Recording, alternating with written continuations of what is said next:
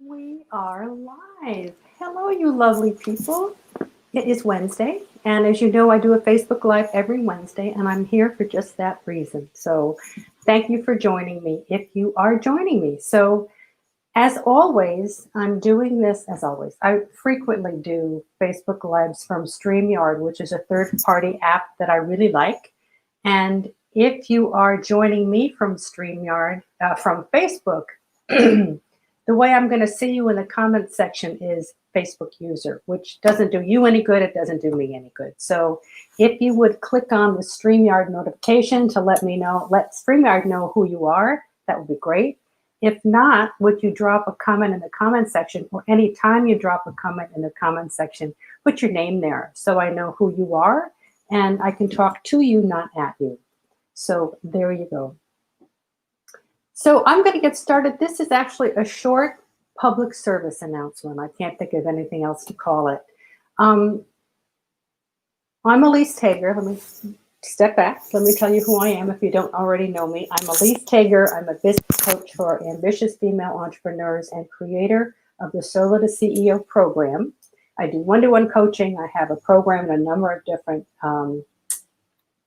courses that I sell. So I am here to help y'all become more than you already are in your business. So that's who I am. And every Wednesday, I do a Facebook Live at noon Wednesday in the Solopreneur to Entrepreneur group.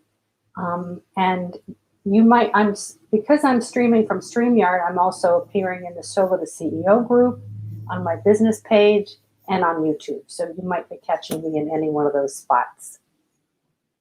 As always, if you're watching the replay, please don't hesitate to drop comments or questions in the comment section. If I don't catch you live, I'll circle back so I can comment, I can see and interact with you that way. Hey, Nalisha, thanks for joining me today. How are you? Then I can circle back and help with a little bit of coaching, make some comments, answer your questions. So even if you're watching the replay, you are not alone. So just know that. I know a number of you said that you couldn't make the session today. Busy time of year. So don't hesitate to drop in and watch the replay. They stay in the Solopreneur to Entrepreneur group in the feed for a while. So know that you can watch it when it's more convenient to you. Again, if you're just joining me, drop a comment in the comment section so I can see that you're here, and let me know in that comment what your name is so I know who I'm talking to. So let me get started. The topic today, today's topic is 'tis the season, the ultimate in CEO time. I don't know about you, but I'm getting a ton of email that says one of a few things. One is buy, right? Buy Christmas gifts, buy this, buy that, whatever. You know, tis the time of year for purchasing. The other thing I'm getting in a business context is people saying,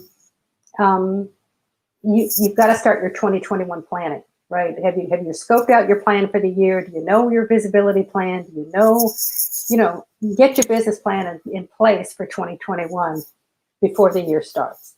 So that's a lot of what I'm getting in both my email inbox, I'm seeing online, I'm seeing on LinkedIn, all over the place. These are the two themes, buy, and plan for 2021.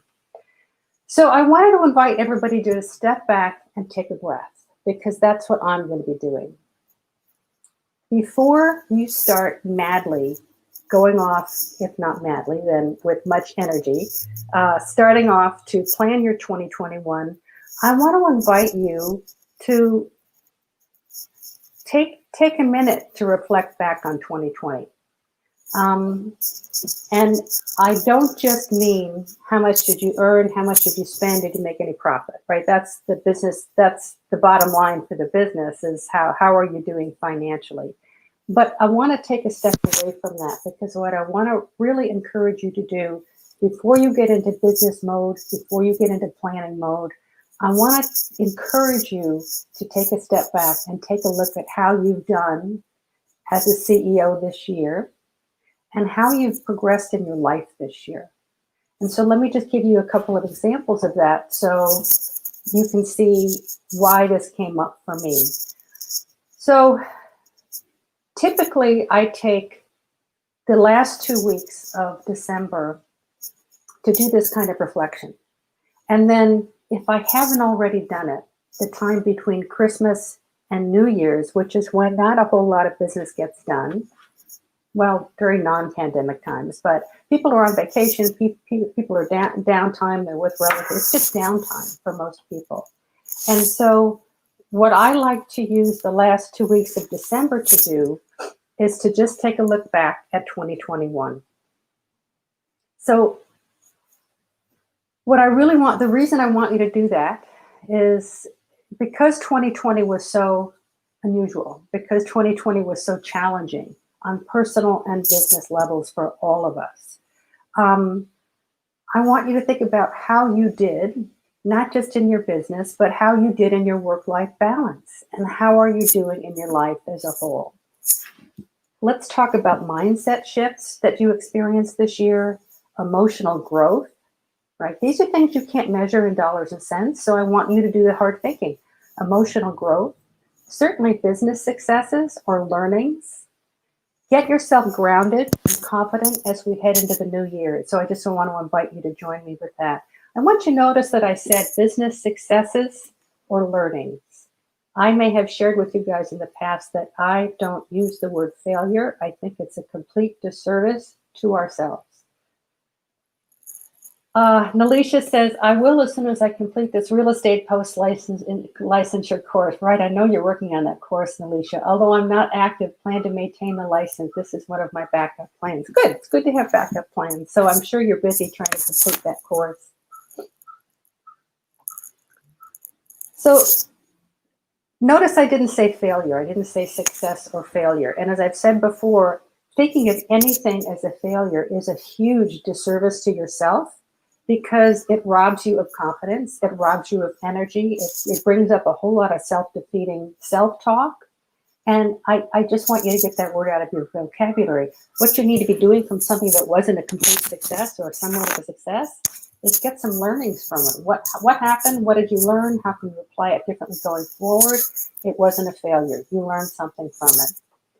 So let me share with you, and again, this is about me, and this might resonate with some of you. Some of the things that I look at the last 2 weeks of December are the following. How am I giving back, or how can I give back, right?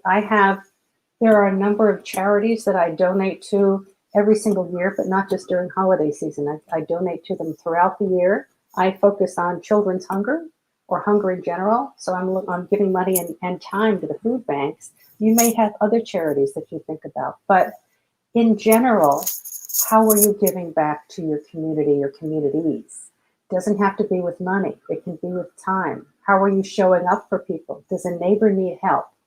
Does a kid need some mentoring? How are you keeping your radar up for ways that you can be giving back to your communities? So that's not just the people you live around, it's the networks that you've created online, it's the networks that you have in your business, it's your family. We all have multiple networks. So think about how you are and can be giving back to them on an ongoing basis. So that's one thing I do during this time. Another thing I do during this time is emotional work, and a lot of that has to do with where am I getting caught up, right? Where am I getting caught up in anxiety? Where am I getting caught up in, I don't know, for me, over emoting, getting too ahead of myself in an emotional state, which doesn't serve me in the long run. What emotional work do I have to do? And that's one of the things I take a look at, so I can at least, if not put it on my to-do list, make sure that it's on my radar about things that I can be addressing as I go into 2021. Mindset work. This I talk about ad nauseum. So where are you in your mindset? Are you feeling confident? Are you feeling strong? Are there still times when imposter syndrome creeps in? Are you coming from a position of scarcity? This is the time where I want you to just notice. Some of the things that I've asked you to do in the past is to start journaling about things that come up for you. And so this is the time where I'd like to encourage you to just notice where you're having mindset issues. The more you notice them, the more you can confirm that they're so for you instead of being in denial, the more you will start to unconsciously work on them. So this is the time of year, when hopefully we're in more of a rest state. And Alicia, that might not be you, but hopefully we're more of a rest state. We can start letting some of this stuff percolate, so you can become more aware of things like mindset issues that are getting in your way. Is imposter syndrome getting in your way consistently or just once in a while? Are you coming from a position of scarcity? Think about that. If so, in what areas? Is it money scarcity? Is it, I don't feel I'm enough? Do you not feel you have enough training in your business? What is making you feel that you don't have enough, where you're coming from scarcity? And just notice that right now. Do some journaling around that, so you can look back as you start to plan for 2021 and say, this comes up for me a lot. Just take note. So all I'm asking you to do in the last 2 weeks of the year is to start to take note of how you are in your life and your business.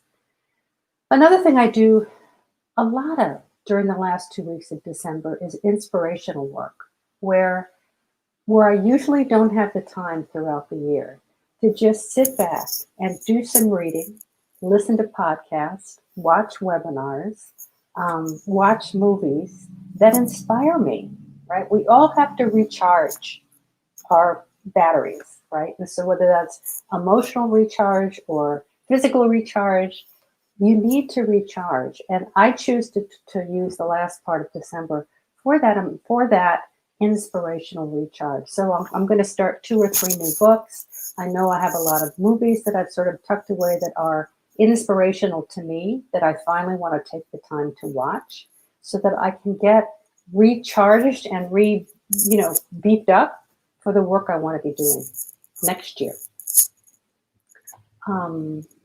Anybody else with me? I see Alicia. I haven't heard from anybody. Just drop a comment in with your name so I know who's here. I know there's people on the line, but you're being so quiet. So other things that I do are what I like to call vision casting.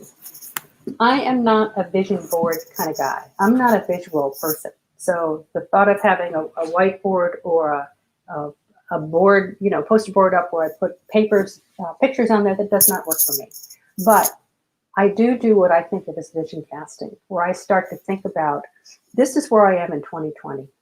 What do I want my life and my business? But I'm asking you to look at the work-life balance and your life, because we spend a whole lot of time working on our businesses.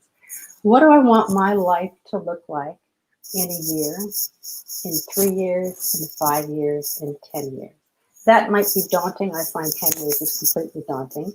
But think about where you want to be headed, because where you are headed is going to set the tone for how you get there, and that you get there, right? So you want to have a good idea of what things might look like, or if you had your druthers, what would they look like? So, gosh, this is pretty personal, but as an example, I'm going to be 68 in January, and so I'm starting to think about, where am I going to be in my 70s and my 80s? My husband is in assisted living. He's in a very bad shape. What do I want my life to look like in my 70s and 80s? A lot of what he's going through is out of his control, but I'm starting to think about, do I want to move to be near family? How long do I want to keep on working? What does working look like in 3 to 5 years? So for me, I have to step back and allow myself the time to think future, right? I don't have the answers at all, but I do know that unless I pose the questions and I start brainstorming and scribbling and getting ideas, I won't have the answers. And the only way to get answers is to start play this vision casting game, where you can start thinking, right, the difference between worker bee and solo and CEO, right? You want to get your head lifted off the desk. So allowing yourself to start thinking long term in both your life and your business, that's what I use this time for. Who else is here? Mary Beth Dean, so good to see you. All right, so couple more things that I want to encourage you to do with the last 2 weeks of December.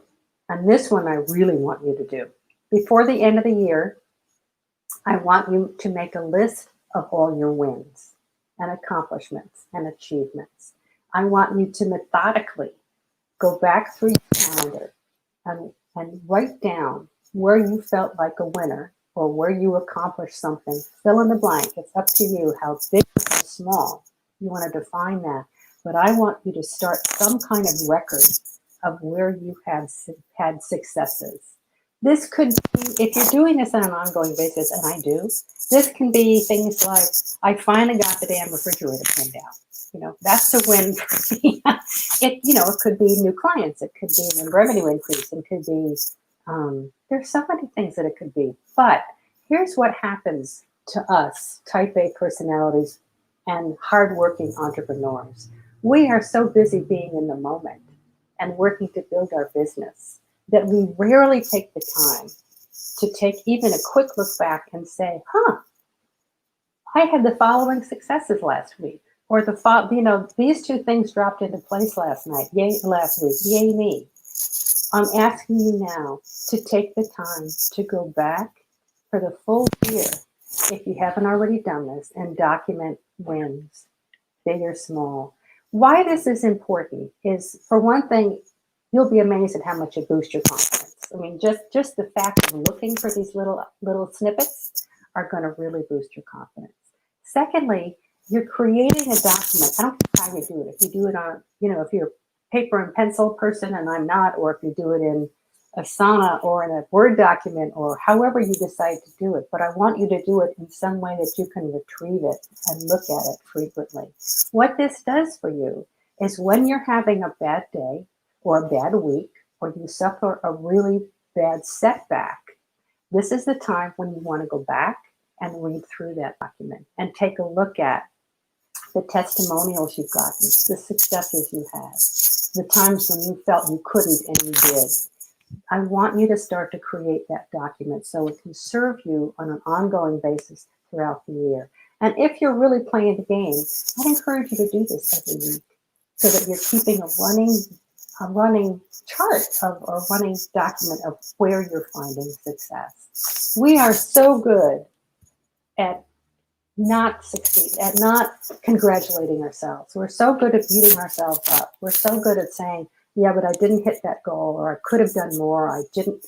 This is where I want you to reverse that trajectory and start recording, acknowledging, and celebrating the wins that you have. I want to see thumbs up. How many of you can do that? Mary MB, does that sound like you? Teresa, thank you for joining me. Great, great, great. If this sounds like a plan, you guys, and Alicia, I want to hear that you're doing this, because this is so important for as we go into a new year, as you start to get into more difficult times, and we're back to lockdown again. So you're going to be even further challenged. So if this sounds like a plan, I want to see a thumbs up or a yay or a yippee in the comments, so I know this is something that you can jump in on. It's really important. All right, a couple more things that I think about, or I'm starting to think about during the last 2 weeks of the year, before the end of the year. Self-care. I know I bring this up repeatedly, but I really want you to think about, how are you taking care of yourself, right? Take the time to reflect. Are you going for a walk every day or 3 times a week? Are you playing pickleball, if that's what brings your chimes, 2 times a week? Are you reaching out to see friends? Whether it's on Zoom or you go for a distance walk or whatever it is. What are you doing on an ongoing, consistent basis for your own self-care? And the reason this is important, this sounds like a big duh, but I'll say it anyway. We can get depleted really quickly because building a business is hard work. And so no one's going to take care of you but you. And so I want to encourage you to think about, what is your flavor of self-care? And are you doing it on a weekly basis? I say weekly because I don't know about you, but Friday I'm flat out tired. So make sure that you have something in your week whether, whatever it is that's going to replenish the energy that you put out throughout the whole week. So self-care is what I want you to spend some time thinking about in the last 2 weeks of December. Maybe think about some new things that you haven't thought of before. Maybe start some yoga, anything that you haven't tried before. Think about new things. I know I'm starting to think about new things. I have been taking an online fitness course, it's a group coach program online as a fitness trainer. I do that once a week. I'm going to be looking for more of that because at first I thought, online, what can I do online? But it's worked out really well. So I'm going to be looking for a Pilates class online. I'm going to be looking for a yoga class online just to give me more tools in my arsenal for self-care. So take a look at where else you can be introducing new ideas for your own self-care. Facebook user, I don't know who you are, so tell me in your next comment. It's been an interesting year to reflect with the pandemic. I want to embrace the wins without comparing to the year before and with self-compassion. Such a good point. My wins are different and more authentic than the numbers game. Exactly, Facebook user, whoever you are, and tell me who you are. What I really want you to be looking at is not the numbers, right? Where have you gained strength this year? And we all have gained strength this year. Where have you conquered mindset issues or made improvements of mindset issues? Are you showing yourself grace? Big, big, big one, because we don't do that enough. Are you being self-compassionate? Are you showing yourself grace? This, of all years, has been a time where you might have had phenomenal goals, and you might have been on a fantastic trajectory the first quarter of this year, and then the pandemic hit, and the crap hit the fan, and so from March until now probably looks very, very different than what you had thought you were going to accomplish in the year. This is the time where you want to sit back and say, whoa, I survived. Whoa, I'm still here. I'm still going strong. Redefined what that means. I'm resilient. I'm strong. Be compassionate. Show yourself some grace. Nalisha says, I need to do a better job when it comes to self-care. I think we all do, Nalisha. I know you're working hard. I know I'm working hard. It's just so easy to get so, caught up in the momentum of what you're doing and not take the time. This whole session I'm giving you today could be me talking to me. Maybe you guys don't need this, but I know I do.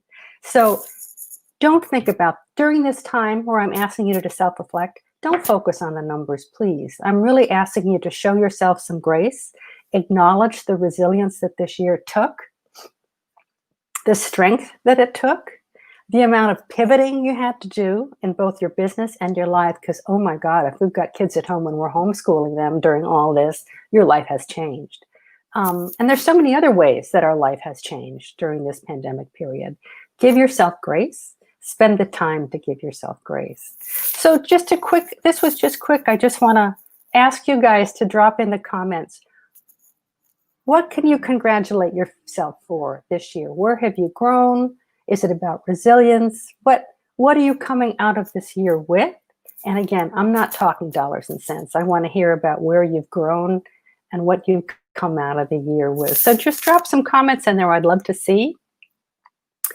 I'll just throw in the fact that I have shown more resilience this year than I ever thought possible, both on a personal and a business level. I've gotten comfortable with not knowing, right? Because there's a whole lot of not knowing out there right now. There are two other things that I know that I've struggled with and really gotten my arms around this year. One is asking for help. I am one of those women who felt they could do it all. I can handle this. I could do anything. And I got to a point in my personal life where I needed help. And it took my daughter coming to me and saying, you need to ask for help on this because you're not alone in this whole effort. So I had to get comfortable enough with that whole idea to reach back out to my family and say, I need help. Can you help me? I had another thought and it just went out of my head. MB, you say drop the scarcity mentality, now you're working on anxiety. Those two creep in, don't they? You know, scarcity and anxiety, they creep in at the drop of a hat. And anytime like this year where there's so much unknown out there, easy for that to take over. So, and be good for you for dropping the scarcity mentality. We're all working on the anxiety thing because of the way life is going right now. Teresa says, I am not outdated. I can learn and do new things. Hallelujah, Teresa. I think that's fantastic.